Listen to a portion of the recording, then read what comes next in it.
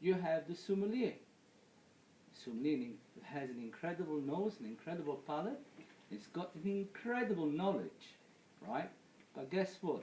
He's not an artist, and he's not a creator. He has to use the creation of the winemaker to combine with the creation of the chef, right? But let's not forget, he's an incredible, knowledgeable person. But his attitude towards the client, it's always somehow of superiority, right? It's almost intimidated. Then comes to us. Who are we, right? We are artists. If you believe in what you do, you're artists because we use our glass as a canvas, right? But we also great creator. Remember that people will recognize and remember drink more than any other food. If you think about mojito, everybody knows mojito. The martini, the daiquiri, right? All those drinks, you know, the biggest dream to each one of us as a bartender, what is to able to immortalize ourselves with a great drink that in 100 years' time somebody was still talking about. So we are artistic and we are creative. But what another things that we don't do, we have an incredible knowledge. People or press don't understand the knowledge a bartender must have. In my previous bar I had 520 different types of spirits. And before any of my bartender, included the waitress, had to know exactly what each spirit was and why there is such a variation of the umbrella of spirit. If you imagine the world of whiskey, you know, we have Scottish whiskey, American whiskey, Canadian whiskey, and Japanese whiskey, cognac. I know a little bit about cognac, one or two things about cognac. I just wrote a little book about cognac. It's not that little. Yeah, not bad. It's not that little. Yeah, which is in the British Library, which I'm very proud, and I'm still learning, right? Gin. Now today we have an incredible umbrella of gin, vodka, tequila, rum. So our knowledge, it's incredible. But one thing we don't do, and we shouldn't do, is hiding. Never presume, right? Never use the bar as a place, or be like a chef, put your eyes down and never interact with the eye contact of your customer. I just want to tell you one short story of someone which actually, a German journalist, I was made the personality of the cognac personality of the year last year. And then I went to cognac seminar. And this German journalist, he came to me and said, Salvatore, I'm so sorry about the close of 50.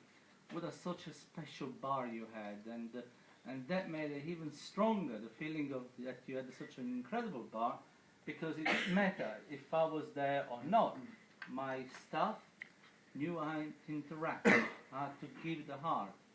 He said, I went to a bar which a bartender who's become to be very, very famous in the world of bar, especially in London. I'm not going to disclaim his name. And he walked in with 7 people, right? You know, you like to drink, I don't know. Can you imagine 7 people, 1 round, 2 round, 3 round, before you know it's 300-400 euro, 2 or 300 euro, that's for sure. And he went to this barman who was working behind the bar, and he was trying to use the eye contact, and the bartender would not have it. And eventually the journalist went to the bartender and said, what you do? And the bartender went, do not interrupt me, I'm creating. Guess what he did? He said, carry on with your creation. And he walked away. Now, if this bartender would have worked with me, right, or if he would be his business, guess where would he be now? He would be outside the door, doesn't matter how good mixology would be, because he lost one of the most fundamental aspects of bartender, caring. Whatever you do, guys, it doesn't matter how good you are making a drink, or how you express yourself, if you don't know how to look and care for the people in front of you, then you should not be in this business. Right? I mean it. This is one thing. I mean, another thing, the funny way, I was in New Orleans with Peter Dorelli. You know Peter Dorelli? Yes. Yeah.